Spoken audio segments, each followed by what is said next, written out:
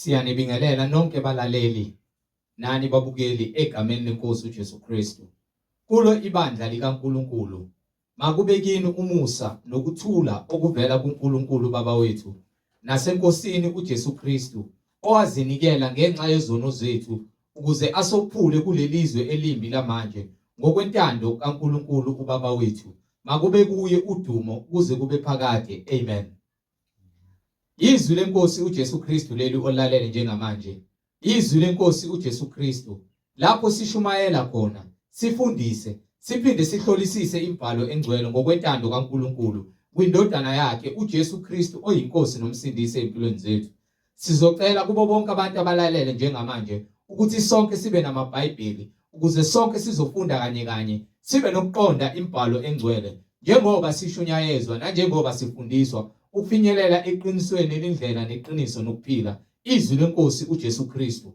Kulabo abalalele emva kokulalela abafisa ukubhabhadiswa egameni likaJesu Kristu, nalabo abanemibuzo mayelana neBhayibheli, nalabo abanesambulo ubufakazi uJesu Kristu esekunikezile ubufakazi, ukuba uthule kuzo zonke izindlebe ezimisele ukuza eqinisweni nasebungcweleni ngobufakazi bakho, ukuba nixhumane nathi kule mniningwane esoyishiya njengamanje.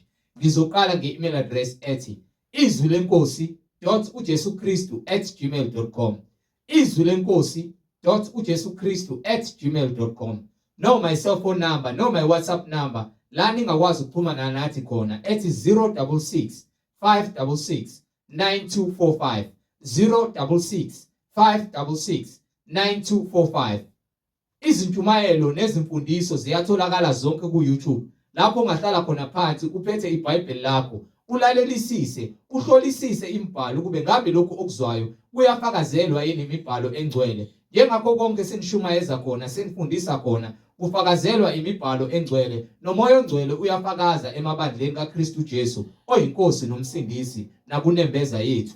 So ku-YouTube uzosearcha uthi izwi lenkosi uJesu Kristu. Ungakhohlwa ukusubscribe, ungakhohlwa futhi nokupressa i-notification button ukuze ngaso sonke uzoyithola izimfundiso eziphilileyo ezisiholela ebungcweleni. Ungakhohlwa nokusharisha ilink nezihlobo zakho, ikakhulukazi bonke labo ohlanganyela nabo ngaso sonke isikhathi. Manihlanganyela nithi niyamdumisa uNkulunkulu ngomoya nangeqiniso, nifakazelana ukuthi uJesu Kristu uyinkosi nomsindisi empilweni zenu, ukuze wonke umuntu ahlolisise imfundiso asuke ifundiswa nasuke ishunyayezwa ukube ngabe iyafakazelwa yini imibhalo engcwele. So ku-YouTube sharisha ilink izwi lenkosi uJesu Kristu. Ake sigobise amakhanda, sivala amehlo, sibonge Baba wethu osezulwini nokuthi izwi lakhe eliyilona lona isibani singene ngaphakathi kisi, siphokophelise umsebenzi kaNkulunkulu osezulwini, lituse libonge igama lakhe. Ake sivala amehlo, sigobise amakhanda. Baba wethu osezulwini, malingcweliswe igama lakho, umbuso wakho mawufike, intando yakho mayenziwe emhlabeni njengasezulwini. Usiphe namhlanje isinkwa sethu semihla ngemihla, usithethelela amacala ethu njengoba nathi sibathethelela bonke abasonayo. Ungasingenise ekulingweni kodwa usindise kokubi, ngokuba umbuso ungowakho namandla nobukhosi uJesu Kristu uyinkosi nomsindisi. Amen. Bazalwane nabo bonke abalalele, yamukelana umfowethu uMhlengizondi ozobe sihola ngokwemfihlakalo yembhalo, umoya ongcwele ekhazimulisa kule ndawo, yena oyisibani sendlela, uKristu Jesu oyinkosi nomsindisi. Sheshisani nithatha amaBhayibheli sihambisane kule ndlela yobungcwele. Amen. Amen. Siyabingelela bazalwane egameni lenkosi Jesu Kristu umnini mandla onke. Siloke simbonga uNkulunkulu umusa nothando lwakhe asenzele khona. Kungwemisebenzi yabantu kepha kungamandla nomusa neqiniso okuvela kuye. Okungukuthi uma sithi sikuye simele ukuphila ngalo iqiniso, singazikhohlisi, sizitshele ukuthi sihamba naye ngenxa ukuthi siyalibiza igama lakhe, kepha sikwenzi akushoyo. Ezintweni zonke uNkulunkulu akaguquki, indlela yakhe iqondile, nomusa wakhe usanele sonke.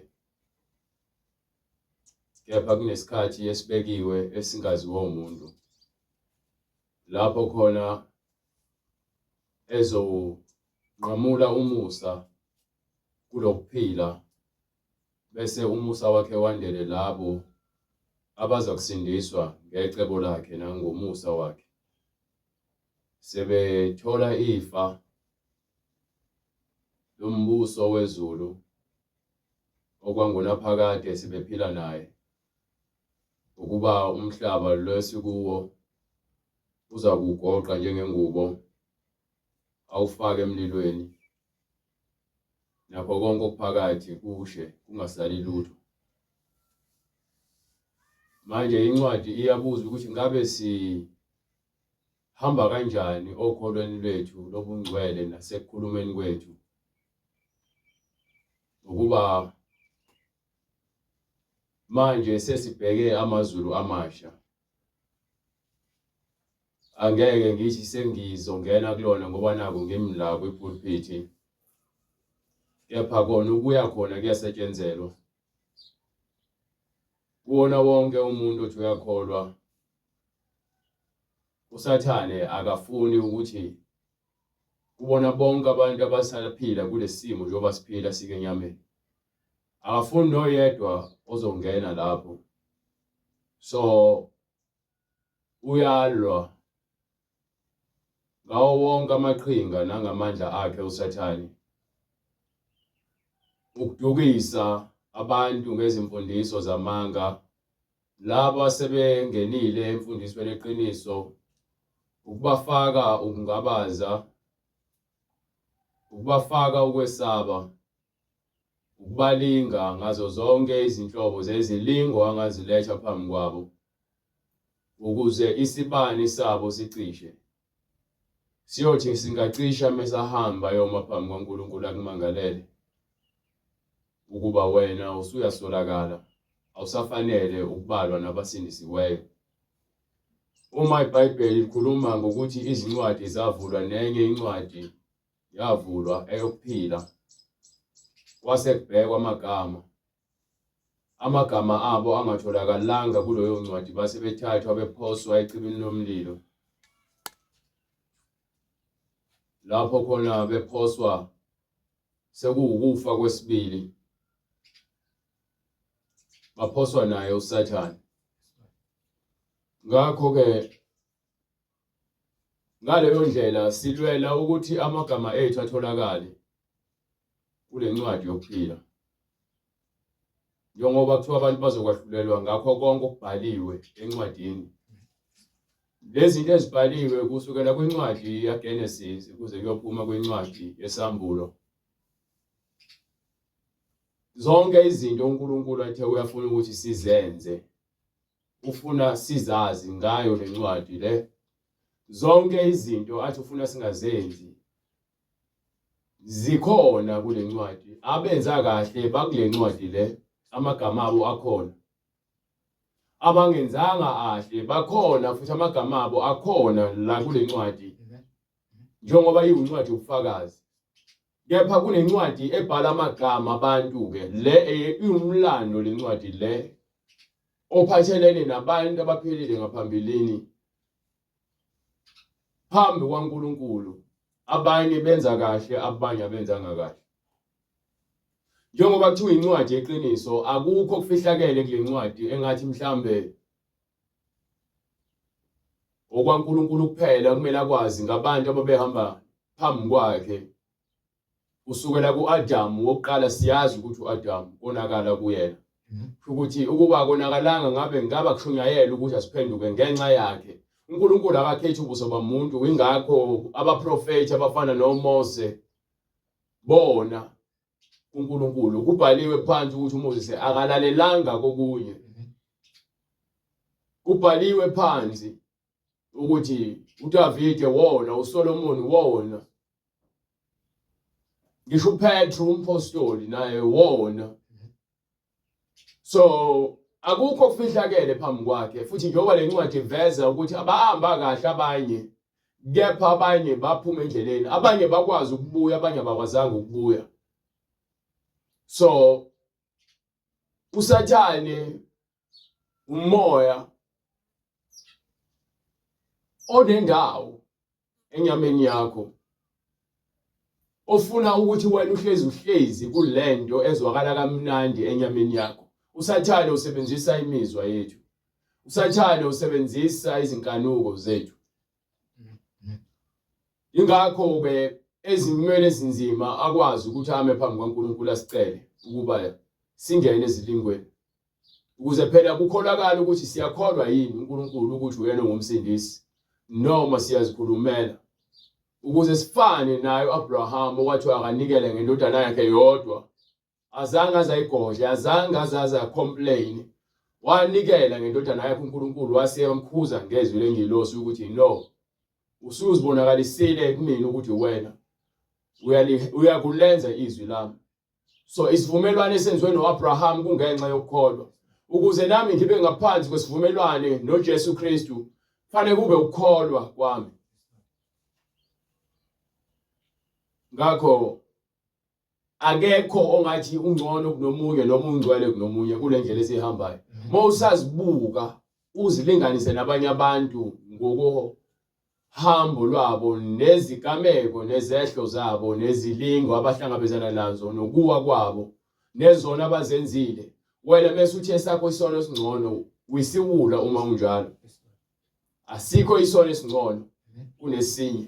uNkulunkulu kuphela oveza ukuthi khona isono esingabulali, kepha khona isono esibulalayo, kepha isono isono.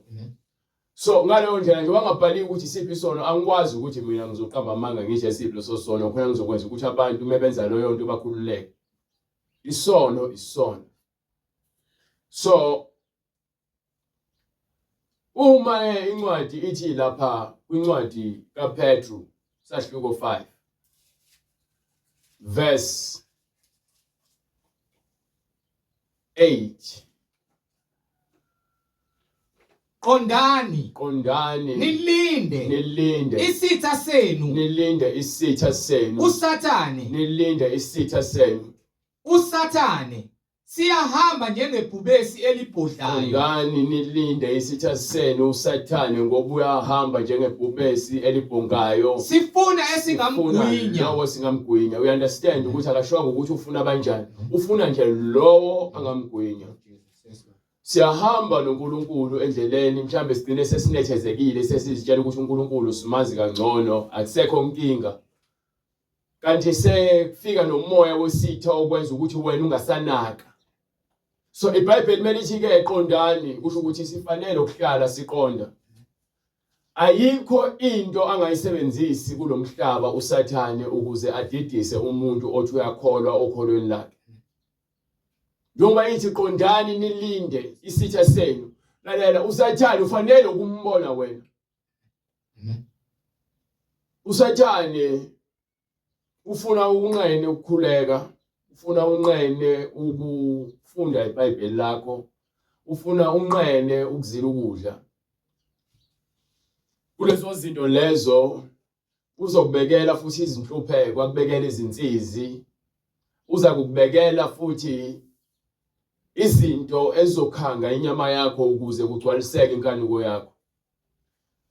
So ngalesimo lezi kwenzeka lezo zinto, uyakhohlwa uNkulunkulu ngokwezimo ohlangabezana nazo uma ungaqinile okholweni lakho, njengoba iBhayibheli lisho lithi qondani nilinde isitha senu, usathane siyahamba njengebhubesi elibhodlayo. So sonke isilingo esikhona emhlabeni, sonke isigameko ohlangabezana naso, ngeke ukwazi ukubona ukuba usathane uma kuwukuthi wena awukho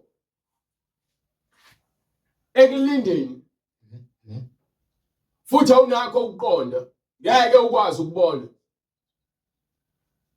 Kuzofika into yenzeke unokucasula umuntu, umncaphele, umphendule kabi, umbambele igqubu, unganakile ngenxa yokuthi ukufice vele ungaphansi kwesimo sokuthi okay, anginayo imali, anginakho ukudla. Ufike umuntu azokhuluma into engalungile, mhlawumbe wazihambele emgaqweni, mhlawumbe kwesitolo,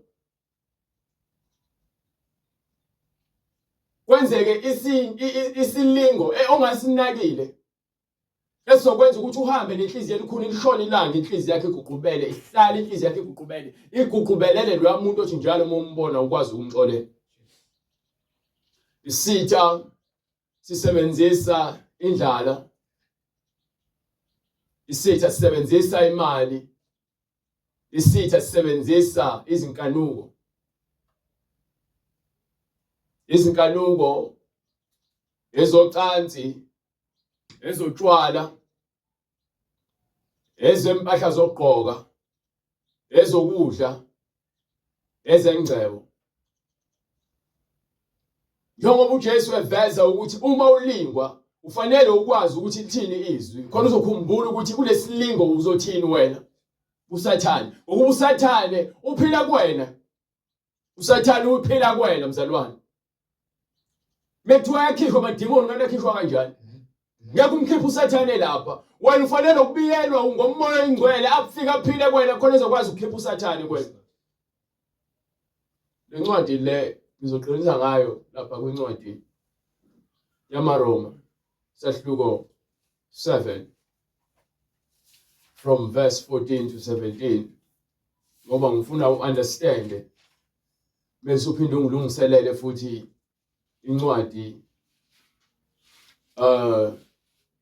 yokuqala kaTimotheo sahluko 5 ngithi from verse 23 lapho nje noma from verse 20 kepha manje ongifundela incwadi yamaRoma sahluko 7 from verse 14. Ngokuba siyazi ukuthi umthetho ungowomoya. Umthetho lalela, umthetho ungokomoya ngokuba umthetho uvela kuNkulunkulu. Wayewunikile abantu ukuthi benze izinto ngokwenyama kepha manje usethi umthetho ke umi ngokomoya. So njengoba umthetho ungokomoya lithi iBhayibheli sizokwahlulelwa uJesu ongumoya ngezinto ezilotshiwe. Ngaphambilini besahlulelwa abantu ade bebekiwe ngoMoses ukuthi umuntu owenza kanje phakathi kwenu othakathayo mbulaleni, umuntu wesifazane otholakala ephinga mbulaleni. Uma ningagcinisa abatha noma nithola umuntu ebuthi izinkuni ngesabatha mbulaleni. Kepha manje umthetho okamoya uthi manje azintando yami manje ngaphandle kwemisebenzi ebekade yenziwa ngokomthetho wenyama yenze manje lento ngokukamoya. Siyazi umthetho ke okaNkulunkulu ngaleyo ndlela ukuba zonke izono engizenzayo manje uma kukhona umfana la nomunye umfana angikwazi ukumbulala khona ngithi ngiyangisendesiwe. Uma la ebandleni kukhona abantu abaphambukayo angikwazi mina ukuthi ngizobahlulela njengoMoses ngithi umuntu akathatha inkemba akugenge umfowabo. Manje sasithiwa asikhulekeni manje. Akusafani njengasekuqaleni umthetho lapho bethiwa bawunikwe abantwana. Ayizwa lento le umthetho bawunikwe abantwana bakaIsrael. Bebewazi umthetho ingakho uNkulunkulu ayethumela bona ngabo ahlulela izizwe ngabo njengoba ethi umthetho wakhe wayekhombisa ulaka lakhe ngabo ukuthi bona ubanika umthetho. Zonke izizwe abakhomba kuzona ukuthi bazahlulele ibona bezahlulela ngaye ngoba lesizwe methi siyisono phambi kwami noma sisinengiso hambani oshama amaleke uyena uNkulunkulu oshilo. So we understand ukuthi ngalo sikhathi umthetho onikwe abantwana bakaIsrael. So usawuthathile umthetho kubantu uJesu nje befikile emhlabeni uzothatha umthetho. Njengoba bethi ke baletha umuntu esifazane ke bethi akazo kwahlulelwa ngoba kuthiwa watholakala ephinga uMoses wathi ke akwenziwe kanje akagcotshwe ngamatshe uthi uJesu la kunina. Uma kuukuthi akekho seke wona. Makabe uqala uzothatha lo muntu esifazane amjikele ngamatshe. Balahlone embeza bonke kusho ukuthi imelithi iBhayibheli yonke inyama ingcolile. Ngakho ngithi uma ukuthi wena uthi unesono mase ubheka omunye umuntu uthi isono sakho singcono umusha isikhathi sakho fanele ubhekele uNkulunkulu isono sakho naso lesi kumele ulwele ukuthi ungathi uma ubheka omunye umuntu ubone umkhulekise lo muntu lo inkinga abhekene nayo. Umsebenzi wabazalwane abaqonda izinto zikamoya ilokho ukuthi siyakhulekisana asizakali ngokulimala komunye umzalwane. Awukwazi ukwahlulela omunye umzalwane uzitshela ukuthi wena ungcono kunaye.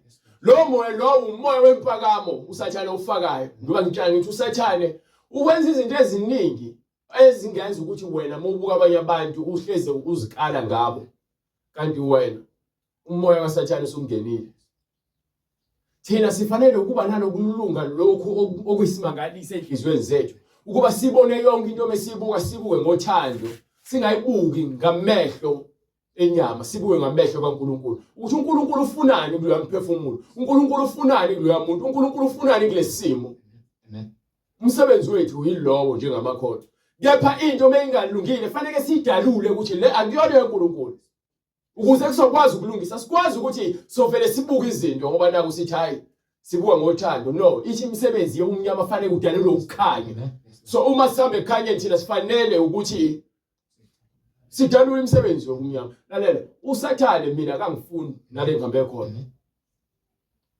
Akafuni ukuthi ngime la ngikhulume lezi zinto ngoba ukukhuluma kwami la nokuma kwami la ukuvuleka kwamehlo akho, ukusindiswa kwakho. So mina akufanele ngime la ngokukaSathane.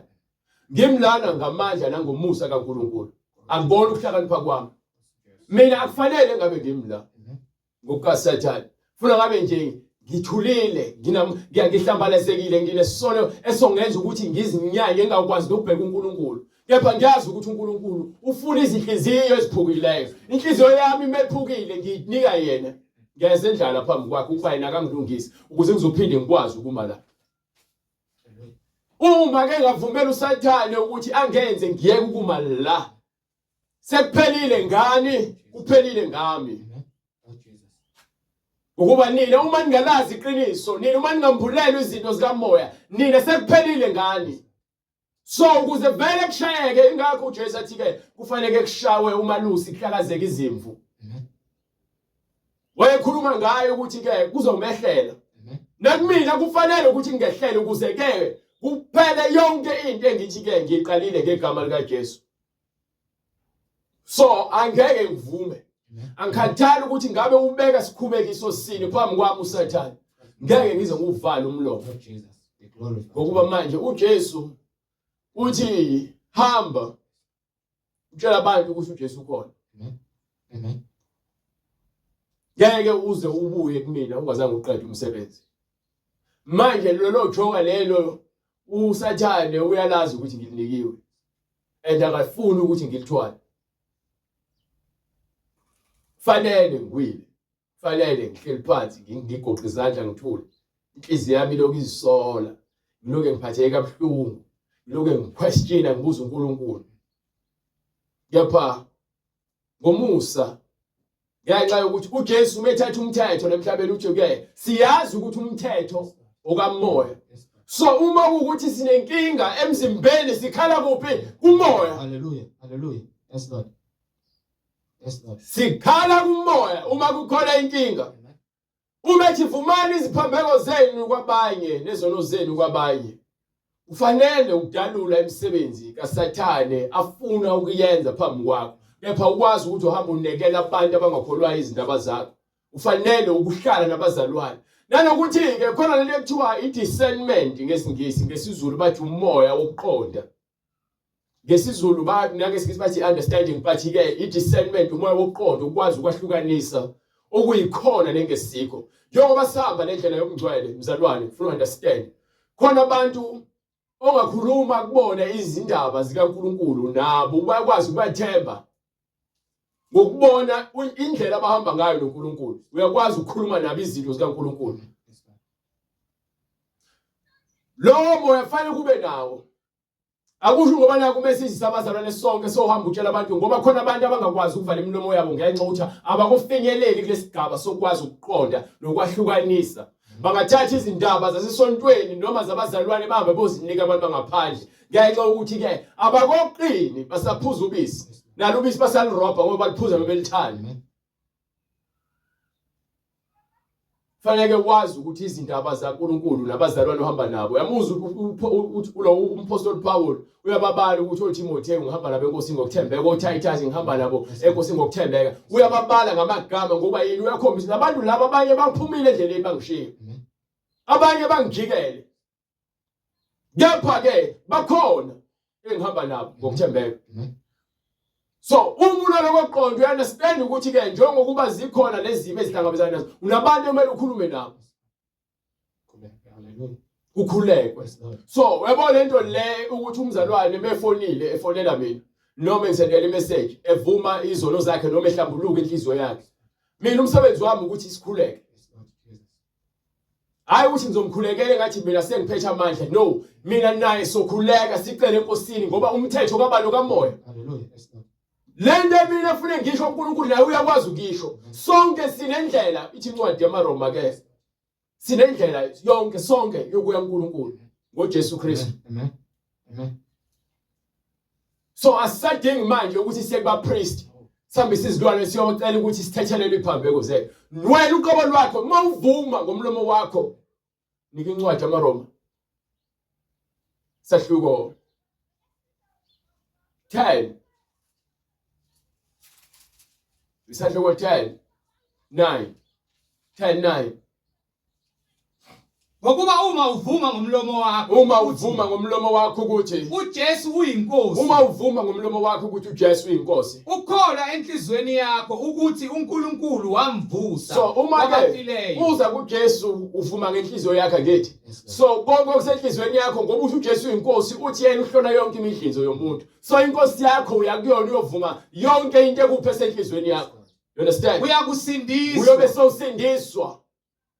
ngokuba umuntu ukholwa ngenhliziyo. Ngokuba indaba isinenhliziyo mzalwane. Yakho ngikutshela mina ngithi ufuna ukukwazi ukuba nokuqonda ube nomoya okwahlukanisa qala.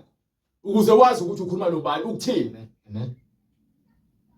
Bese unomoya wokuqonda ke so you understand ukuthi ukukholwa ngempela kusenhliziyweni. Uma ubheka umuntu umoya kaNkulunkulu awubheki umuntu ngokuthi umhlengi nje obemngaka nje ngiyamethemba indoda ehloniphekile. No, ufuna umoya uqonde umoya wakho ukuthi umoya walomuntu unjani. Uzobe sokwazi ukukhuluma naye izinto ezithize khona abantu ongeke ukwazi ukubabonisa khona abantu ongeke ukwazi ukubatshela lutho ngenxa ukuthi umoya anawo uyakwazi ukuqonda ukuthi inhlobo yomoya so asike isidingo sokuthi ufuna ukuzimpintsha noma ukuthi ufuna ukumtshela izinto ezenhlizweni yakho kunzima ngenxa yokwazi isimo sakhe hayi ngoba ukuthi uyamandlulula no ubheka isimo ukwazi ukuqonda khona abazalwane uzokwazi ukukhuluma nabo izinto ukhulume nabo izinto ongeke uzikhulumele umbani. So indaba inokukholwa qala ukukholwa ke kuthiwa kuvela ngezwi mase kufike ngezwi kufike kuthola indawo enhlizweni yomuntu. So uma umuntu evuma uJesu Kristu ukuthi uyinkosi enkosini yakho yilapho khona wendlala khona inhliziyo yakho yonke ngeke uzufihle lutho ngokuba uyazi ukuthi wazi konke ubona konke okusenhlizweni yakho. Ngokuba umuntu ukholwa ngenhliziyo kube ngukulunga. So manje uma ke ubheka nawe ngoba unomoya wokuqonda amandla enkosi yakho unakhona uyakwazi ukubona amandla enkosi yakho kwabanye abantu ukuthi nabo abantu abakholwa ngenkosi yami. Into leyo ukwazi ukuyibona. uNkulunkulu uyifakile kwena ukuthi ube nayo nawe ufuna ukwazi ukuthi ube nomoya ukwazi ukwahlukanisa. Inkinga thina sinawo umoya ukwazi ukwahlukanisa. Sibona wonke umuntu bethu uJesu Kristu inkosi lo muntu lowo unomoya wokuqonda kanti cha. Unesifiso sokufinyelela kulokho. So kumele kuqala ukwazi ukwahlulela wena uqobo lwakho ukwazi ukubona umoya okuyiwona. Then uyakwazi ke ukuthi ukhuluma izinto ngoba ungakhuluma into ejulile nomuntu ongakoqini ngenxa ukuthi uthe wena umuzwe ethi uJesu uyinkosi kanti loyo nto wena usho wayikhuluma nomuntu ongakokulungeli ukuthi angezwe loyo nto izomkhubekisa noma izomlimaza. Thola ukuthi into efundisayo kepha ufike wena wafike watshala imbewu ebusika umhlabathi ungakonethwa imvula ukuze ulungele ukuthi befike imbewu ufike ikhiphe izithelo noma ikhiphe izitshalo. So umosha isikhathi sakho uthatha imbewu uzoyitshala ebusika kungekho mvula kungekho ngele ukuthi uchelele. But uma usunoqonda njengoba ngikhuluma uqonda bese kufika isizini noma isikhathi sokuthi ke na imvula seyaqala nazi izihlahla seziyashintsha sengahamba ngenhlabathini manje ngiyolima bese ngiyatshala ngokuba seyiyasho indalo ukuthi lo sekuyisikhathi manje sokuthi ngingatshala. So nakumanje unjalo sifanele ukuba nomoya wokuqonda mesifuna ukuqonda izinto zemvelo so siqonda kanjani izinto zikamoya yezona engishoyo. Mesifuna ukuqonda izinto zemvelo so ngoba phela imvelo iyona esikhombisayo ukuthi izinto zikaNkulunkulu zisebenza kanjani asinako uziqonda. Uyena ngoba umoya ufuneka abantu uhambe emva kwakhe yena uyakhola umoya ingcwele yizona nto leyo hayi ukuthi thina siyazihola ingakho imkhuzu bright musugijima Cause manje le ngiyakhona mhlawumbe uzongikhipha wena ngenxa ukuthi okwakhona okubonayo mina khona le ngithunywe khona mina. Hallelujah. Lezi zinto bengithi mina asiwani umncintiswane ngokuba ngifuna understand ukuthi mesihamba ngezinto zikamoya sihamba ngokukamoya. Yonke into kamoya. Mengimla ngimngomoya. Do you understand engishoyo? Hallelujah. Yes, Lord Jesus. Mengimla ngimngomoya ngoba umoya uvumile ukuthi ngime la. Kepha usathane mengingedwa uthi hayi namhlanje uyenqena namhlanje ungayi. Lala. No, hayi ukhathele. No, lezo nto le. Ingakho ngithi ke kuwena kule ncwadi yaMaroma. Sahluko 7 verse 14. Ngokuba siyazi ukuthi umthetho ungowomoya. Yes. Kepha mina ngingowenyama. Kepha mina. Lezo nto le. So uNkulunkulu uvela ngaphezulu uJesu. Manje mina ngakhiwe emhlabeni. Kepha manje uNkulunkulu uthumela umoya wakhe enyameni yakhiwe emhlabeni ukuze yena lenyama ayisebenzise inqobe lesono mina esingidlulayo. So manje ngiyakwazi mina ukuthi ngalomuntu oqhama ngaphezulu wazophila waba isibonelo ngamandla kaNkulunkulu ukuthi nami lo moya nawo uNkulunkulu akanginika wona uma ngizozinikela ngenhliziyo yami ngikholwa. Yes Lord Jesus. Amen. Mina ngonyama mina ngeke ngikuphike lokho. Yes Lord. Isono singidlula insuku zonke. Amen. Bathi kufanele yini ngihlale esonweni ukuze umusa waNkulunkulu wande na? Khana kanye. Hallelujah. Kuba kumfundela incwadi khona izobatshela into engifuna ubatshela yona. Amen. Kepha mina ngingowenyama. Mina ngingowenyama. Othengisiwe phansi kwesono. Isono njengoba uSathane afika kuEva wamkhohlisa. Kwaba ukuthi uEva mevuma ukuthi enze lento alingwa ngayo ukuthengisa. Yes Lord. Wathengiswa esonweni. So isono siyayibusa inyama yomuntu. Angikhathali ngabe umfundisi ubani. Umpostoli Paul. You understand? Amen. Ngingakho ngithe ngiqale ngo-Adam. Ngeza ngaye ulotuzana ubani lo uKhayini noAbel. uKhayini kakhulu. Amen. uNkulunkulu uyamtshela ukuthi isono siyangqongqoza eminyango and futhi wena ufanele ukusilawula. Uma ungabhekile sizokushaya phansi isono. Ongifundele incwadi le uqale ngifuna ubatshela isizathu sokuthi why sishunyezwe ivangeli zonke izinsuku. Incwadi yakhe aMaroma sahluko 8 verse 36. Ngifuna understand ukuthi ke kulotshiwe ukuthi ngenxa yakhe sithiwa izimvu. Incwadi kwabaseRoma isahluko 8 verse 36. Kulotshiwe ukuthi ngenxa yakho sibulawa usuku lonke. Sithiwa izimvu zokuhlatshwa. So ingakho sinikwe ivangeli ukuthi siloke sikhuzwe esonweni. Yini siloke sibekiwe ngoba siyalungiselela ukuthi sebuya azibekele ibandla. Elingenasihla nambimbi. Hallelujah. So ngaphandle kokuhlala nokukhunjuzwa ngesono namandla kaSathane indaba yakhe iphelile emhlabeni. The reason why shumayela isuku nosuku silo nemoya efuna ukubusa inyama, imoya elwa nemoya kaNkulunkulu ofuna ukuhlala kuwena. uNkulunkulu akaphoqi umuntu ukuthi akakholwe amandla akhe kuyena. Kepha uyakwazi ukusindisa labo abazinikelayo. Uyakwazi ukuvula amehlo abantu aziyo ukuthi lo muntu makase ngiziveze kuyena impilo yakhe ingaphenduka. Amandla kaNkulunkulu lawa akukona kwami. Ingakho iBhayibheli akuyena akusho ngoba ngugijima ukhethiwe. Kepha kuyilo uNkulunkulu athi ke intando yakhe izakufezeka kuyena. Ingakho athi kuFaro ngikukhuphulile ngakuphakamisa ukuze ngikwehlise ukuze ngenze isibonelo ngawe kushunyayelwe ngami izizwe zonke. Jesus. uEsawu noJakobe abazalwa yini ubaba yedwa. Abaphumi nesibelethweni esisodwa. Abawona namawele. Akasho yini uNkulunkulu ukuthi uEsawu ngiyamzonda kepha uJakobe ngimthandile. Bezalwa ubaba oyedwa. Bezalwa umama oyedwa. Bezalwa ngaphansi kwesethembiso. Kepha oyedwa phakathi kwabo uNkulunkulu akathokozanga ngaye. Ngokuba kuMose uthi Ngizakuba nomhawu, ngizakumhawukela engiyakumhawukela. Ngiyakumhawukela engiyakumhawukela. Ngimzwele engiyakumzwela. Ngimzwele engiyakumzwela. Ngokuba lokho kuvela kuyena. uMoses ngesikhathi ekhala entabeni ethi uNkulunkulu ususamile encwadini yokuphila sisigama lami uthi uNkulunkulu ngeke kepha imini uzoba nomusa kulo ngiyoba nomusa kuyena ukuthi abantu behamba bebaningi uyazi khona abantu abazoba nenkani ngoba ngeke uMoses wengeke azasindise laba bantu yena uqobo lwakhe wengaphelele uMoses ukuthi angakwenza lokho. So njobe engaphelele ukuthi yena ngakwenza lokho asindise laba bantu laba yena uqobo lwakhe naye udinga ukusindiswa uthola umusa kuNkulunkulu. Yes Lord. Usanomsebenzi ukuthi akaholele labantu le kumele abaholele khona kepha kwa yena ngeke azafike lapha ngenxa yokuthi naye endleleni uNkulunkulu uyazi kufanele enzeni ngayo. So umese fika esethi uNkulunkulu ucela ungena nami noma ngiyobona uthi uNkulunkulu ngeke uzuye lapho ubhlungu uMoses ukuthi ngeke azaye eKhanani kepha uzohamba yofela entabeni uyenesifiso sokuya kepha kwangeke kumfezele lutho ngoba uNkulunkulu wayeseqedile umsebenzi kaMoses ngaleso sikhathi. Nalokuthi uNkulunkulu efuna ukukhombisa akakhethi kusoba umuntu uma ungezwe noma wathi umprofeti wakhe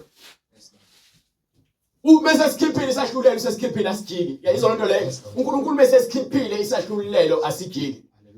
So mina emkhulekweni wami ukuthi uNkulunkulu asebenze inyama yami yena uqobo lwami ayishaya inhliziyo yami ayishaya inhliziyo yami ayicangathi inhliziyo yami ayisike inhliziyo yami ngoba uNkulunkulu uphatha isando esinzima esiphahla zamagabane nami ngifuna inhliziyo yami ayishaya izibe izimvuthu ayisike athathe imbazo yakhe ayibeke ejuleni kwenhliziyo yami asuse lemkhuba nalemdlinjo nalezilingo nalomoya lo wenkani umoya wempakamo awushaye phansi kuze kusale ukungcwele bakhe empilweni yami. Ngithola umusa ophelele ngingathola umusa kuthiwa ngiyashoda ngoba usathana ufuna sishode. Utheni incwadi yalo ntuzana eMaroma 7 ngifuna ukukhombisa lesikhohlakalo esusathana ukuthi sikuphi. Incwadi kwabaseRoma isahluko 7 verse 15 ngokuba mzalwane okwenzayo engikwenzayo angikuqondi ngokuba engikwenzayo akusikho lokho engikuthandayo. Okay, asike senze kanje. Yabona uma udaliwe unomdali okudalile. uNkulunkulu lapha kwincwadi ngifuna understand lento longinike incwadi kaGenesis sahluko 1 from verse 15, 16, 17 and 18 mangapho 6. Ngifuna ngifundele lezo ncwadi lezo nje khona kunento ngifuna uunderstand. Ukuthi njoba wena ukhona awazi lutho ngawe ngaphandle kwalomoya kuwena lezinto oziqondayo lezo ozibona nozizwayo kepha nakhona ukuthi zenzeka kanjani awunakho ukuqonda kepha kunezinto ezitriggerisha bathi ukutriggerisha noma yini noma eziveza izinto kuwena ungazi uziqonde like ukulamba awazi ulamba kanjani ukucwayiza kwakho awukwazi ukucontrola ukuzamula kwakho awukwazi ukucontrola but kunama signs kunezimpawu ezithile eziqhamukayo ngokuzamula ngokuzwa abehlakhe baba kakhulu sowukhathele ngokuzwa umlomo wakho ushintsha mawuhogela izinto lezi uNkulunkulu azenzile wena ngokuzuza understand zimfihlakalo yakhe ukuthi uzenze kanjani ngoba ngisho umuntu angakhe robot ngeke lize lidle ngeke likwazi ukuze libe nemizwa kepha abantu bakha ama robot manje yonke into ngisho technology si advance ngale ndlela ukuthi sesicontrola ama robot singanakile ninganakile ama robot asicontrola because the system seyishintshile manje yathi yonke into bathi digital. When digital yonke information yakho manje yaziwa ama robot yonke into afuna ukuyazi wena sebeyithathile bayibhala phansi bayihlanganisa bayifaka kwe robot ufuna ukwazi into ethize hambe ku Google WhatsApp la usifakile lonto leyo ufuna ukwazi into ethize hamba ungena kule nto AI bathi artificial intelligence futhi into yakhiwe ubuhlakano bakhiwe ubuhlakano bakhiwe umuntu ngabe noma ubuhlakani imnendlela ehamba ifikephi kuphela lemhlabeni isiphetho saloko kuhlakanipha kwakhiwe ukhohlakala usathane uthola intuba yokungena kuyona yonke into ayenzayo umuntu ngezandla zakhe. Ingakho athi uNkulunkulu babenzi kokubi. Senza izinto ezimbi ezibulala thina. Banike lencwadi le. Incwadi uGenesis isahluko sokuqala verse 14. Yes. uNkulunkulu wathi makube khona emkhathini wezulu izinkanyezi. Izwakhe uNkulunkulu uthi yena makube khona emkhathini izinkanyezi. Wezulu izinkanyezi ezahlukanisa imini nobusuku. Okay. Zibe isibonakaliso. Zibe isibonakaliso. Zezinkathi. Yenzo lento usekhile kwasekutshela inhloso. Ukuthi okay izinkanyezi lezi zisekhathini ezesibonakaliso zezinkathi. Nezinsuku. Nezeminyaka. Neminyaka. So we understand ukuthi kwakhona kwakumnyama kuphela. Kepha uNkulunkulu mzukwane enza izinkanyezi ehlukanisa ukukhanya nobumnyama. Kwaseqala kuba khona ini lento ekuthiwa ke usuku lokuqala nosuku lesibili. That's God.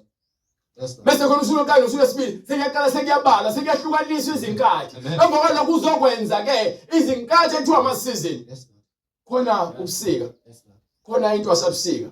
Khona ihlobo, khona into wasabhlobo. So ukuze kungene ihlobo fanele liqale lithwase ihlobo. Libike ukuthi liyeza. Bese lifikile ihlobo selidlula sekubika ubusika. Kunesikhathi esibikayo ukuthi sekuzongena ubusika. Njoba kade kusebusika nje ungenile ngabo March. Bekungane kwangene kwabanda kwaqala kwanezimvula eziningi kona izikhukhula kusho ukuthi kuyaphuma manje ihlobo selikhipha yonke into ebeliphethe ihlobo. Sekungena ubusika namakhaza. Bengena ubusika namakhaza bese kufika isikhathi sokuthi kuzoshintsha isizini. Sekuzobanda kakhulu bese kuyaphuma ubusika sekufika isikhathi ethi uJuly lapho khona ke sekuyaqala manje. NgoJuly kuba nomoya onzima. Olobanda bese uphuma lo moya lo bese kuyaqala ngena ukufudumala. Njoba seku-August, September, ngo-October sesiyangena kuphehlobo. Understand lento engishoyo? So, njengoba uNkulunkulu enza zonke izinto ngezikhathi nje, ayizinto thina abantu esingeke siziqonde ngisho sesithanda ngisho singafunda kangakanani. Zibhalwe phansi eBhayibhelini. Abanye baziyela esikoleni, angikaze ngifundele mina. Yes, hallelujah. Ngifunde iBhayibheli ngabona ukuthi uNkulunkulu wenzeni. Umuntu angahamba ukutshela ukuthi umhlaba soba khona isikhathi akanayo proof. Ngoba kubhaliwe eBhayibhelini. iBhayibheli yakutshela ukuthi ngosuku lokuqala uNkulunkulu wenzani. Into ebalulekile iloyo kumina ebalulekile. Mase ngibala iminyaka, angiyazi neminyaka engiphila kuyona ngokweqiniso. Hallelujah. Bathi million years, ukwelona million years ungazi lutho uzalwe ngo1971. Hallelujah. Bahlala phansi bacwaninge, athatha abuka izinkanyezi, abuka inyanga. Abanye bafuna ukuyakhona. Benike incwadi yaseKorinte. Bese ubuyize la, asikakuqedi la, incwadi yaseKorinte yokuqala. Sahluko 1. Unike from verse 18. Ngokuba izwi lesiphambano kwababhubhayo lingubula. Kepha kithina esisindiswayo lingamandla kaNkulunkulu. Yes. Ngokuba kulotshiwe ukuthi kubhalwe phansi ukuthi ngiyakuchitha ukuhlakanipha kwabahlakaniphileyo. Yebo lengishoyo. Konke lokuhlakanipha lokho kukhona lemhlabeni ongahambisani nokungcwele namandla kaNkulunkulu. Konke lokho uthi uzakuchitha yena.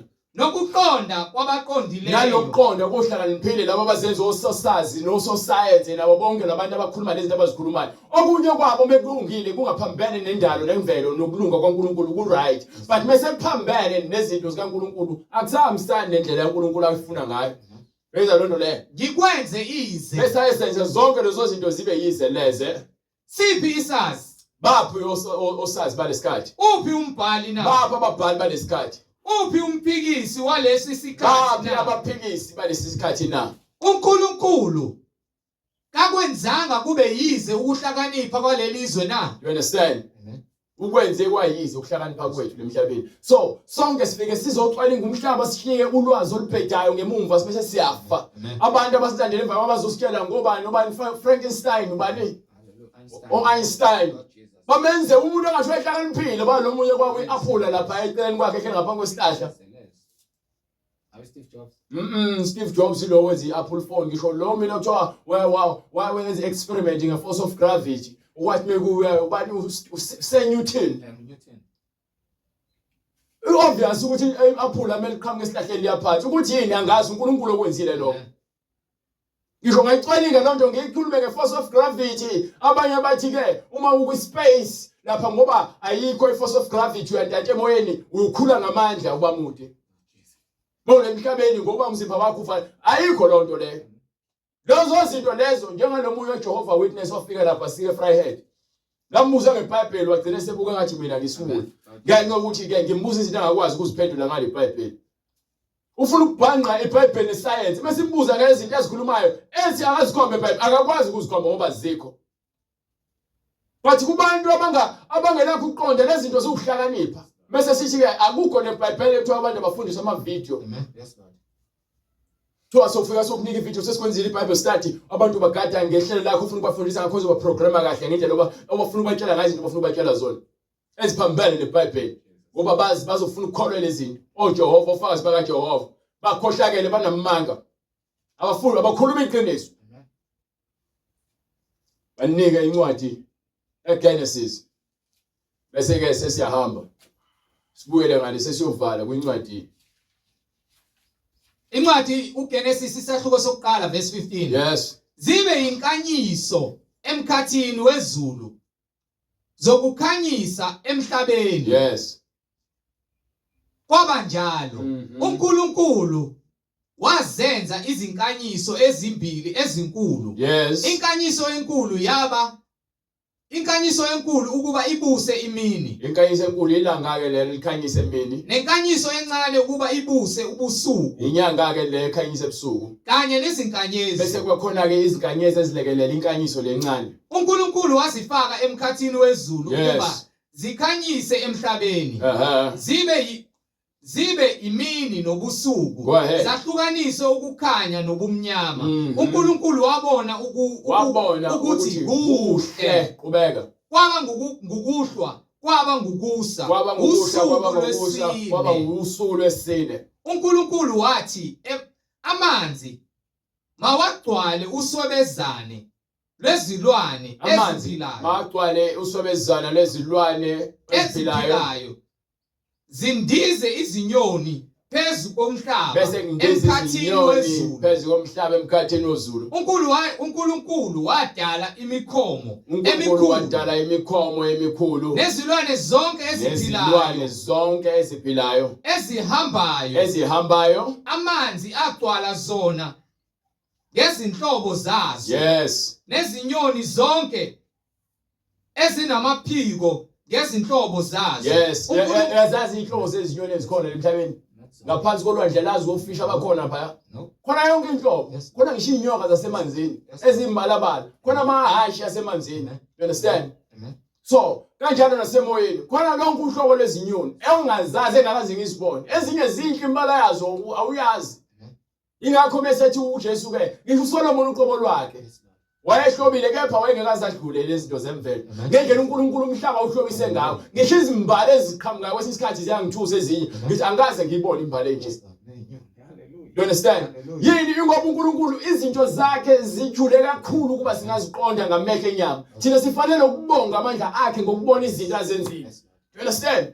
Go ahead. uNkulunkulu wabona ukuthi kuhle. uNkulunkulu wazibusisa Wazibusisa wathini? zalanani nande. Wathini? Zalanani nande. So you understand ukuthi khona into engakaze ngize ngiqonde ukuthi ke ufika nini isigaba sokuthi ke ngifinyelele leso sigaba sokuthi ngifuna ukuzala. Lapho uNkulunkulu uyenzile yonke isizini. Eyezinyoni, izinyoni avele ezizale noma inini. Sine season lapho khona zizolala khona zizalana. Izinkukhu kanjalo nazo ungahlala izinkukhu ezu5 uze kufike isizini. Bese sikhipha izinkukhu zakhona uthi uzokhipha izinkukhu zibe more than 40 bese kufika isizini. Nezinja kanjalo izinja zivele nje zikhwelana noma inini. Kufika isizini ngisho izinkomo. You understand? Lapha kuthina kubantu akufananga nezilwane. Thina nje meke nje wafika isikhathi lapho khona uzwa inkanuko ivuka.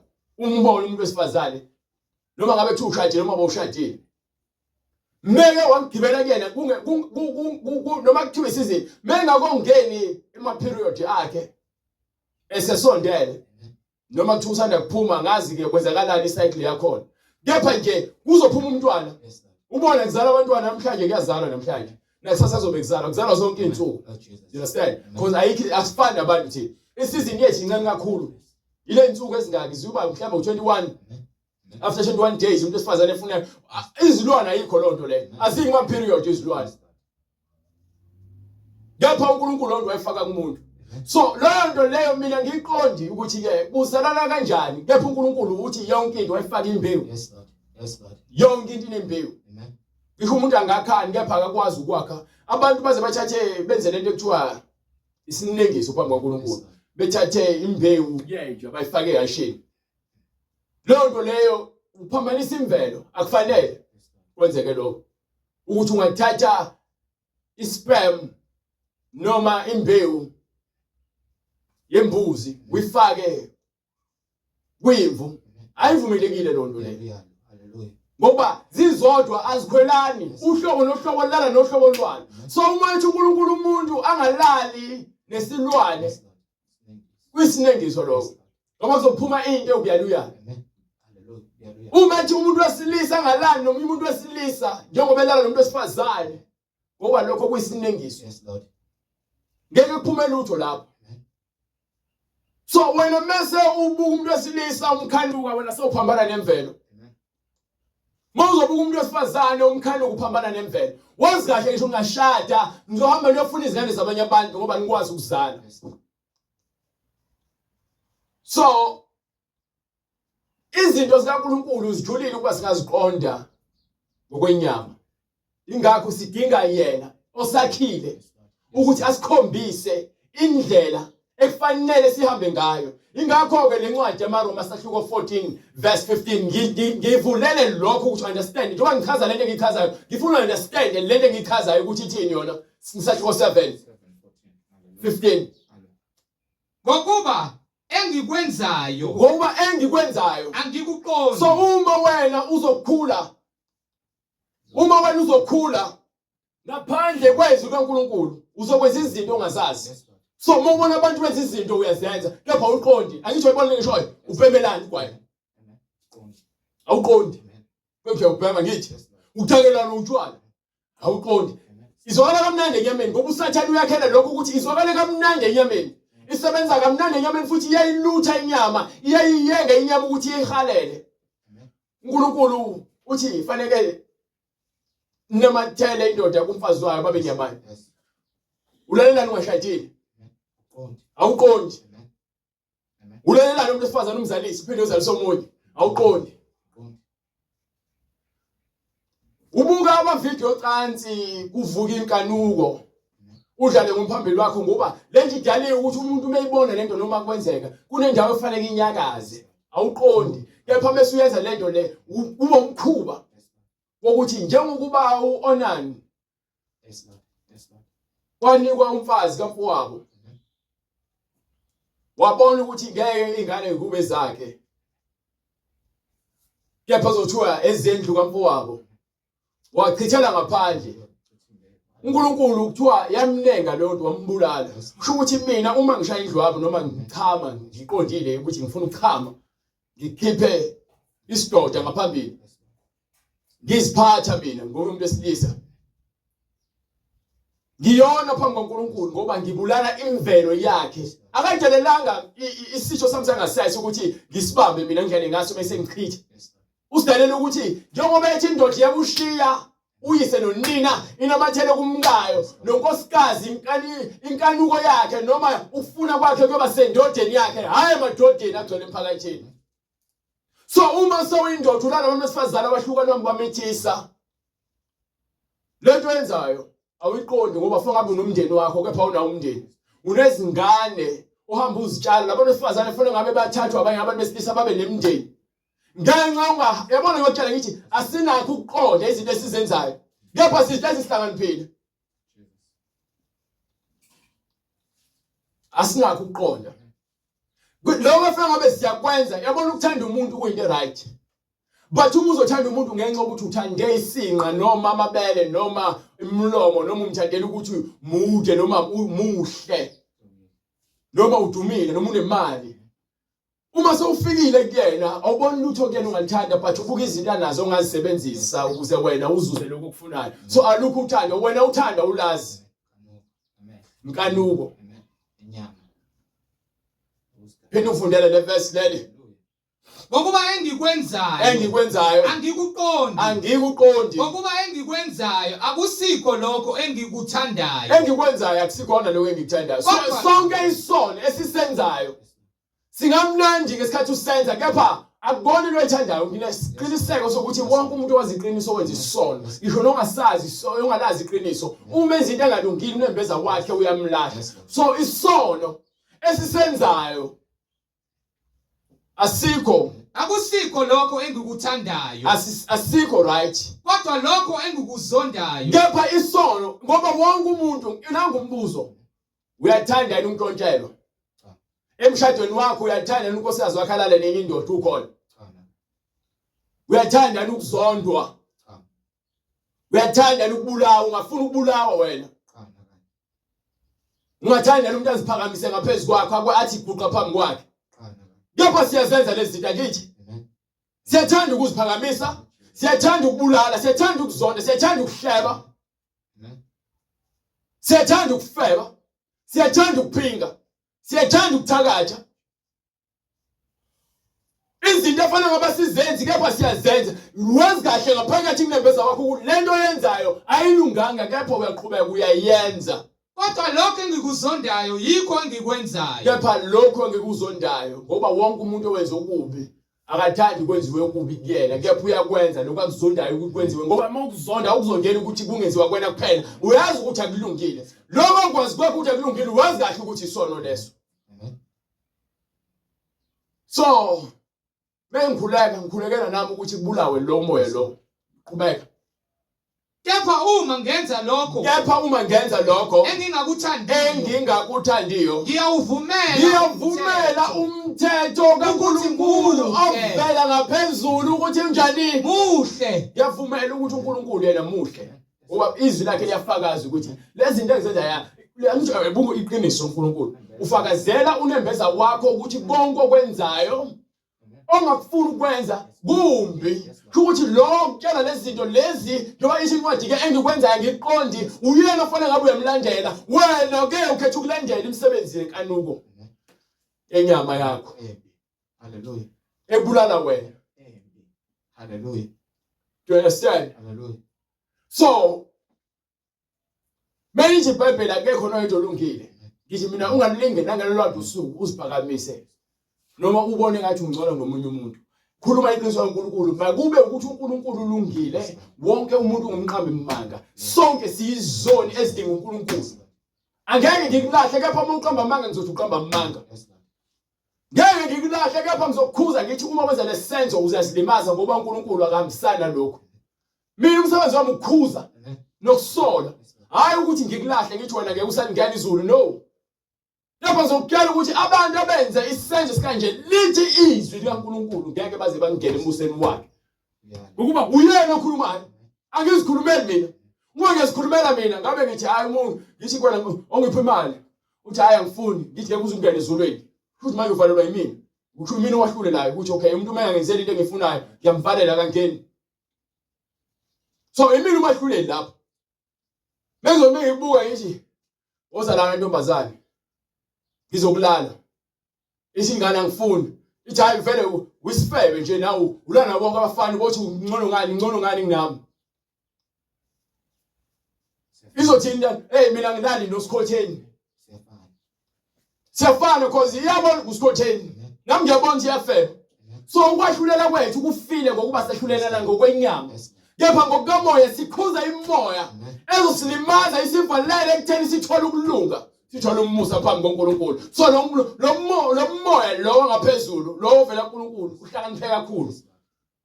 Ngosonke isikhathi isono mesifika enhlizweni yomuntu, lo moya mowazi unawo uphela kwena, meke wayenza lonto lo moya kuyela ukuthi usubhede kakhulu, phumile endleleni.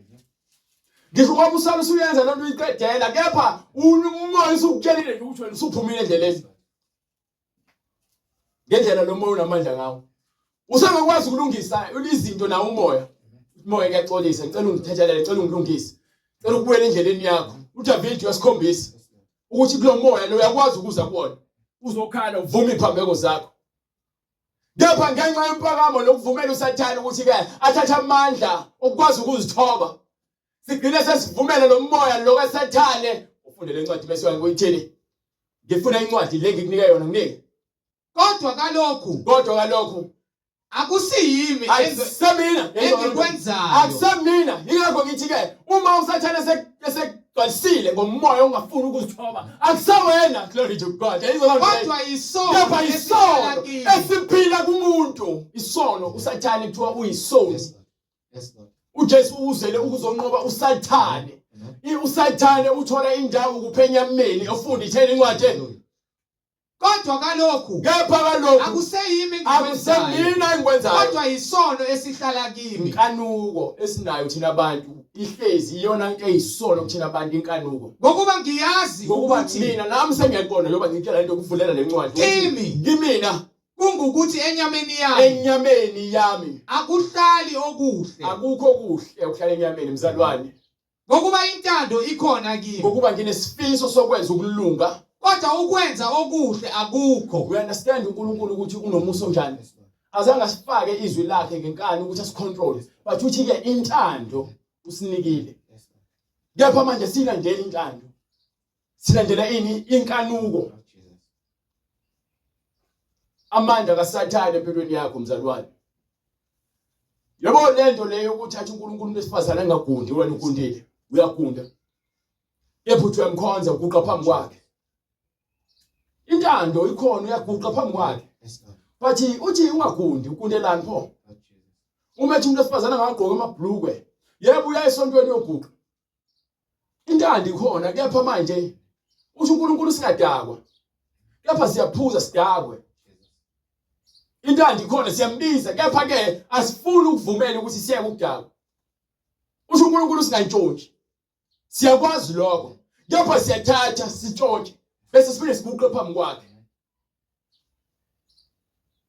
Intando ikhona ukuthi uyafuna ukumkhonza kepha isono sikuwena siyafuna ukukuvimba ukuthi ungapheleli kuyena. Lo nto angayifuni. Ingakho lapha sengivala kule ncwadi yamaHebheru sahluko 1. Ningaphosisi. From verse 3. Yona ethi ingukumenyezela. Verse 2. Ekugcineni kwale mihla ukhulume kithi ngendodana ayimise ibe indlalifa yakho konke owadala ngayo futhi izwe. Yona ethi ingukumenyezela wenkazimulo yakhe ifuze yena uqobo iphasa konke ngezwi lamandla ayo. Uyabenyezela ngisho ukuthi ungcwele uJesu. Isona sikho kuyena. Qhubeka. Iphasa konke ngezwi lamandla ayo. Isiyenzile ukuhlanzwa kwezono. So yahlala phansi. Uthi methi isikwenzile ukuhlanza kwezono ukuza kwaJesu emhlabeni. Uze ngamandla kaNkulunkulu. Inyama leyo uyayigeza ngokungcwele ahlala angoni. Uhlala angoni. Ezimweni zonke uJesu uhlala angoni. So ngalo ndlela mesefa ufa inyama yakhe imsulu ingazange iyona. Iyona ke lento enze ukuthi umoya ingcwele amkhaze ngolisa akhombisa ukuthi bonke abenza njengalo lo muntu lo bazohlala kuphi ithi bazohlala kuphi. Yahlala ngakwesokunene sobukhulu wesiphezulu. Seyaba nkulu kunezingilosi. Lisemkhulu kunezingilosi. Njengalokhu igama eliyifa layo likhulu kunelazo. Igama anikwe lona. Ifa lakhe lona. Likhulu kunezingilosi futhi yena mkhulu. Hallelujah. Emhlabeni nasezulwini. Hallelujah. Masifuna ukusindiswa. Simele ukufuna ukufana naye. Ngokungcwele. Musu lokubheka abanye abantu. Ukuthi awufundisi, musu kwahlulela ngokuzibona ukuthi ungcono. Lungisa indaba yakho noJesu. Yes, God, Jesus. Lungisa indaba yakho noJesu. Mzalwane awuhleki wena. Mzalwane awuzondi wena. Mzalwane uma wempakama ukho kwena. mzalwane uphuzo udakwayo uyaqhelelana naye. Mzalwane ufakazi ngamanga. Mzalwane awuntshontshe wena. Mzalwane awubulali. Umlomo wakho nangesenzo. Ngenxa yokuthi wena ufuna uNkulunkulu aphile kuwena. Mzalwane awufebi wena. Mzalwane awuphingi. Mzalwane awuwakhonza amadlozi. Awuzihambi izangoma. Awubizi emsamo. Awuyishisi impepho mzalwane. Ukhuluma nomoya ovela ngaphezulu. Egameni lika Jesu lo onikwe igama laba yifa. Egameni ngaphezulu wonke amagama. Ekutheni egameni lakhe. Egameni lakhe legama elikhulu futhi uNkulunkulu kuyena. So simesibiza uJesu sibiza uNkulunkulu ngoba uyena omkhulu. Ngaphezulu kwezingelosi. Qedela incwadi yaseRoma sahluko 7 verse bani? Verse 18. Funa verse 17 phinde bona. Kodwa kalokhu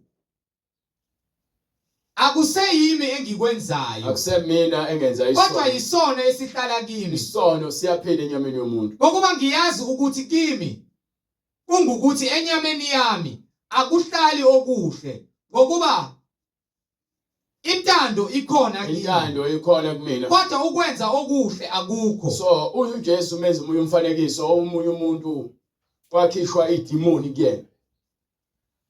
Lahamba lazula labuye lazobheka. Lathola ukuthi indlu ikliniwe kuphela. Labuya lahamba lobiza amanye amadimoni. Labuya lazongena kuloyo ndlu. Uthi isiphetho saloyo ndlu sabasibi. Kunalesoqala. Lento ithi ke uma wena manje uyekiswa umkhuba ongasile uyeka bese wena ungasahlali kuJesu.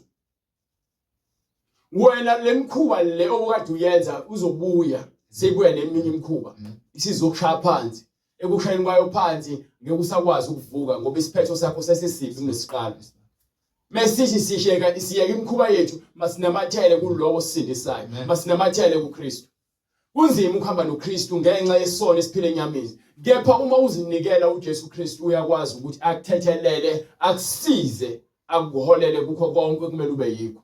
uJesu Kristu uyinkosi ngalokho ngomusa la ngamandla nawo ukutheni noma ngabe kuthiwa izono zakho zingakanani noma ngabe kuthiwa uzibona umumbi kangakanani phambi kwakhe nophambi kwabantu kepha yena ngenhliziyo yakho ephendukayo evumayo njengoba nje uma ukholwa ngenhliziyo yakho uvuma ngomlomo wakho ukuthi uJesu Kristu uyinkosi uyakusindiswa nokuthi wavuka kwabafileyo into engivusa kwabafileyo ungcwele uyakholwa ukuthi uJesu ungcwele. Hallelujah. Glory to God. Hallelujah.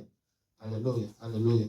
Siyosindiswa ngokukholwa ukuthi ke ngoje yabona mase uthi ulela abantu beshumayela bawutshela uJesu akafuna amabhlukwe. uJesu into enjalo ukuthi avuke kwabafileyo ukuthi ungcwele. Mesiqonda ukuthi ke uqala khona ukuvuka kwabafileyo siyokwazi ukuthi simfune uJesu khona sofana naye. Ngoba ungalikhumula ibhlukwe but uqhubeka ufebe. Ungalikhumula iwigi uqhubeka ufaka amacici. Ngawuyeka ubhiya uqhubeka ubhema ugwayi. So fanele uqale understand ukuthi ubethe umzimba wakho uyithempeli lakhe. uJesu azangaza bheme, azangafaka imakeup, azangafaka ama-tattoo, azangafaka amacici. Ufuna uzohlala kuwena usho ukuthi wena hlukana lento yonke ezokwenza ukuthi wena ungafani naye. Amen. So nesithandelela kangaka. Do you understand? Amen. Bese siza kuJesu sizofuna impilo elungile engcwele. Sizofuna impilo ngoba impilo kuyiphila nempilo ephilayo sokhathala iyona. Sofuna impilo enhle. Benginike incwadi ezenzo 2:8 bengeke ngisake kule ncwadi eTimotheo. Bathi ngizokutshela nje yona ithi ke hlukana nenkanuko yobusha. Thina genge sayintsha kakhulu. Omama badala mevele umama emdala eqale lalela. Umama uma esemdala evele kade eqale emncane ekholwa kepha enza imikhuba yasenyameni angeke sezwe noma kuthiwa ngishumayela kanje. Ngoba amandla enkanuko amnqoba nini ebusheni bakhe. Yenzeni ngishoyo. Bamalo mama abasindiswa sebebadala. Uthola vele lempilo beyifuna kepha abantu nje bekhuluma naye bekhuluma bezibiza abafundisi bekhuluma amanga. Mzone ethola iqiniso ubambelela ngqe kulona. Abaningi khona semdala uJesu mina kade ngaqala ukukholwa. Oyipho izithelo singekho Lord Jesus. ukuba sengimjwayele uJesu phela uyangazi ngisindiswe ngomusa. So abafundisi bamanga bafundisa ngomusa bese ninamathele kule gama elithi umusa bese ke kwande isono uma siyancipha umusa ninganakile. Niloke nibambelele ekutheni nje phela ngaphansi komusa. Ngoba liyabuza iBhayibheli. Uma sithi ke sisindisiwe kufanele iqhubeke sihlale esonweni ukuze umusa kaNkulunkulu wande na. Ngoba uma thina sesifile maqondana nokwenza isono sesifile maqondana nokwenza isono singabuye siphinde kanjani siphile kusona futhi isono. Hallelujah. Bese nguyekile ugwayi. Amen. Lapha ngiphethe ugwayi. Hayi nguyekile ugwayi. Hayi mina nguyekile ugwayi ngibhemi. Lord Jesus. Angibhemi. Hayi bo. Angibhemi. Ugwayi nguyekile last week. Lord Jesus. Ha ulaphema nje. Hayi angibhemi. Lord Jesus. Injalo inyama usanjani uyakwazi ukusivala amehlo ngalolu hlobo lolu ukuthi siloke sibona izinto engazi ukuthi hayi sibona izinguquko kepha ima ukhuluma ngokuguquko kepha akho umehluko. Fana nama politicians. Abo politicians sona khele izinto. Yabona nje sekuzovotwa sinenkinga la esihlala khona eGeorge Day. Njalo ngo5 kuya ku9 ugesi uyahamba ngoba angazi izizathu zakhona. Kepha sekuza ukhetho ugesi sibe nawo kwazi kwaphela izinyanga ezintathu ngaphezulu. Seliphelele ukhetho saphinde sabuyela. Sibuyele lapho ekutheni sibhekene nengwalo. So ngizama ukuchaza ukuthi ke kunezinto eziyithembiso noma ezibuka zithembisa nokushintsha for isikhathi esithize uphinde ubuyele emanyaleni umusho isikhathi sakho. Sifanele ukuguquka nje siphelele ukuguqukeni. Akukho lula kepha uma sifuna izinguquko Simfunele sasedlule. Hallelujah. uzothatha ijowa lakhe uthwale lona. Yonke imithwalo yakho uzobeka ezinyaweni zakhe. Akuthwalele yena. Thina incwadi yezenzo 2:38. Pendukani. Iloyo naloyo abhaphathizwe. Ilowo nalowo ophendukayo fanele abhaphathiswe. Egameni lika Jesu Kristu. Yes. Kukho ukuthethelela kwezono zenu. Yes. Khona niyakwamukeliswa. Khona niyakwamelisa. Isiphiwo sika moya oyingcwele. Yes. Ngokuba isithembiso ngesenu nesabantwana benu. Samukela umoya kaNkulunkulu ufanele siphenduke. Ngoba lesithembiso sabantwana bethu sabo bonke Esabo bonke abakude bonke inkosi uNkulunkulu wethu eyakubabiza. wafakaza nangamanye amazwi wathini. Wabayala wathi zisindiseni kulesizukulwane esiphambili. Bonke abantu abanesifiso songena emanzini babhabhathiswe egameni lika Jesu Kristu bazokusithinta kule number le uyibonayo ukuze ke sikwazi ukuthi senze indlela uNkulunkulu evumile noma yena enze indlela ukuthi ukwazi ukungena emanzini uphile impilo akwabele yona njengokuza kwakho kuyena umvuma ukuthi yena ufuna abuse empilweni yakho. Siyambonga uNkulunkulu ngalesikhathi egameni lika Jesu Kristu. Sisho uNkulunkulu aqhubeka kangcine bazalwane size siphinde sibonane ngomgqibelo ntambama uNkulunkulu evumile. uJesu Kristu uyinkosi. Usivala umkhuleko. Baba egameni lenkosi yethu Jesu Kristu, uNkulunkulu onamandla. Siyalibonga izwi lakho Nkosi elukukhanya, elukuphila. Siyacela moya ngcwele litshalwe nguwe ezinhlizweni zethu. Lihlanze Nkosi silizwe sizwe wena uqobo uNkulunkulu onamandla. Singabheki umuntu Nkosi kodwa wena okwazi ukukhuluma nomuntu ngokuba wambumba ngomfanekiso wakho Nkosi waphefumulela ukuphila ngaphakathi kuye. Siyacela izwi lakho Nkosi sikuzwe moya ngcwele ukukhuluma ngokuba wena uzile ukuba silungiswe Nkosi silungisiswe ngokukholwa. Masithi uNkulunkulu siyakwazi asihambe ngezindlela zakho. Sikufune uNkulunkulu onamandla singagcini ukuphatha izwi lakho ngezindebe zethu. Kepha izinhliziyo zethu zibe zikude nawe. Siyacela Nkosi ungafezi imibhalo ebhaliwe Nkosi ngontamo olukhuni abazoqedwa umlilo ozoqeda wonke amaphikankani. Siyazikhalela moya ngcwele sithi lungisa izinhliziyo zethu Nkosi. Singabi ngabantwana bokuhlubuka, singabi ngokungalalelwa. Siyayiphulukisa yonke imisebenzi namandla obumnyama ahlala ngaphakathi Nkosi isona esithandelela kangaka enhlizweni yomuntu. Sithi Nkosi siyacela ngoKristu Jesu oyinkosi nomsindisi kuba silizwe izwi lakho kube ngokusindiswa kwezimpilo zethu egameni lenkosi uJesu Kristu manje naphakade. Amen.